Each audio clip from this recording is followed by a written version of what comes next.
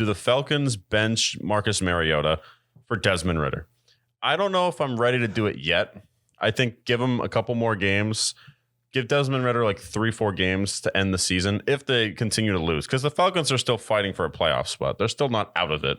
Panthers, they're out of it. They can play it around. But I think give him a couple more weeks with Mariota.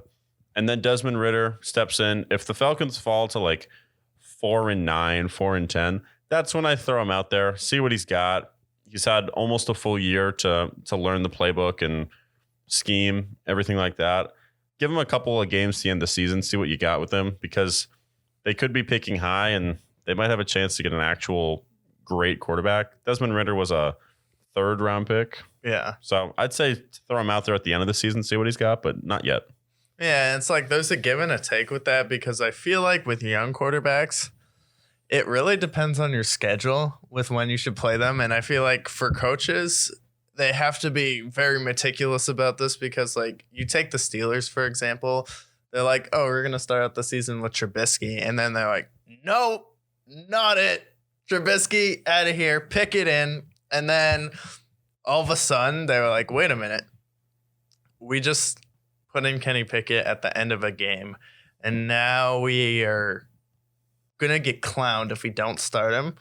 But now we're facing Titan after Titan. And then Kenny Pickett, all confidence is gone and just shattered. So it's like now the Steelers kind of ruined Kenny Pickett because they didn't really pick a good time to start him. So if I'm the Falcons, I will start Desmond Ridder if I feel like the schedule is easy enough and he's still going to lose me games because I feel like when you start calling for someone like Mariota to get benched, why? Why? Do you want to throw your rookie quarterback out there when he's not ready? And if you know he's not ready, you shouldn't put him out there. And you don't actually have a better alternative to starting Marcus Mariota because you're not supposed to be good this year. You're not supposed to make the players this year. So you might as well just play Mariota, let Desmond Ridder sit back and learn all season and get the highest draft pick you can because that's how this football team's going to get better. It's not through benching Mariota because you think he's playing bad. That's just a dumb take, and I think it's really bad. And it's like, no, the Falcons can't do anything in the playoffs, and the way they can in the future is getting the highest draft pick, whether you use it or you trade it to someone else. It's like, no, I'm not going to crush my young quarterback's confidence and just bench Mariota. It's like Mariota's supposed to be the sacrificial lamb this year.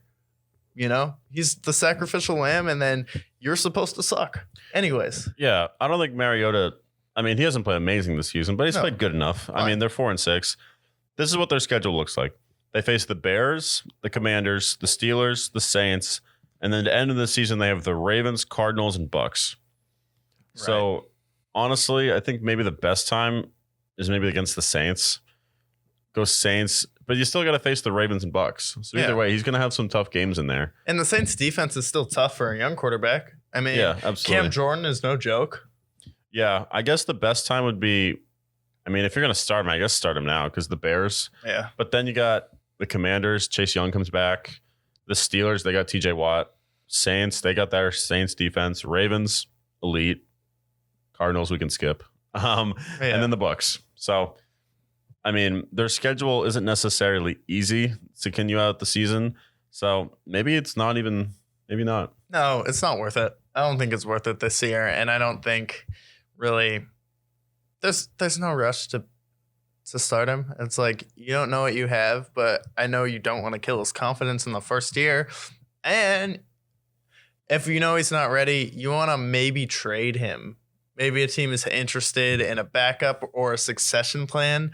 Maybe the Packers and the Titans are like Malik Willis and Jordan Love really aren't good at all. So we'll take Desmond Ridder and then maybe he can sit behind for a year or two and then be the guy. But we know our guy isn't right now. So we'll take him off your hands for like a 3rd round pick. The same thing you took him for. And then you still have that 1st round pick to draft a generational talent this